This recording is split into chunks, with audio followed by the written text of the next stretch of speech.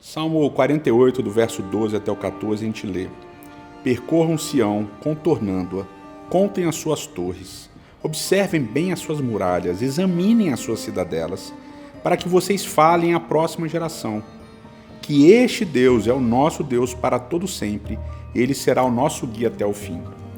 Nesse trechinho que o salmista convida as pessoas a andarem pelas ruas, a medirem a cidade de Jerusalém, ele também fala que a ideia é contar, que uma geração conte as gerações futuras.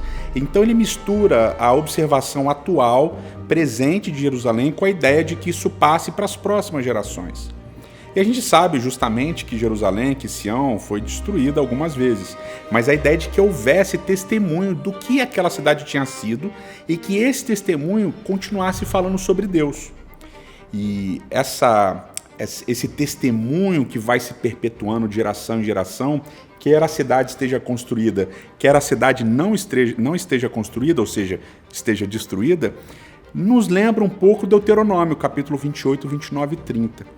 Ali em Deuteronômio 28 a 30, a gente tem um contexto das famosas bênçãos e maldições, que também aparece no livro de Levítico, capítulo 26. Em Deuteronômio 28, a gente tem um detalhe curioso.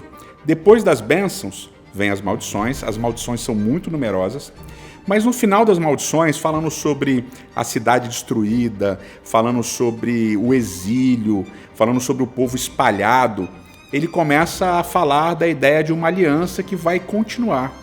E no capítulo 29 de Deuteronômio, ele fala que quando a cidade estiver destruída, quando o território da chamada Terra Prometida estiver destruído, as pessoas vão olhar e elas vão perguntar o que aconteceu naquele lugar. E na destruição haveria então testemunho de quem é Deus.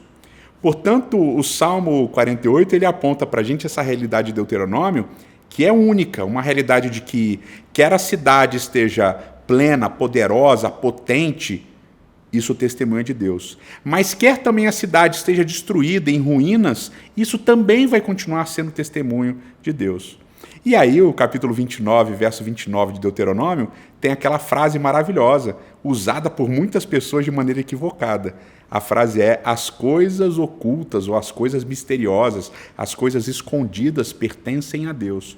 Porque justamente o que é misterioso é como algo que está sendo amaldiçoado pode continuar testemunhando do amor e da bondade de Deus.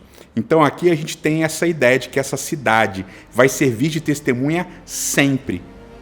Essa cidade vai servir de testemunha sempre, quer abençoada, quer amaldiçoada.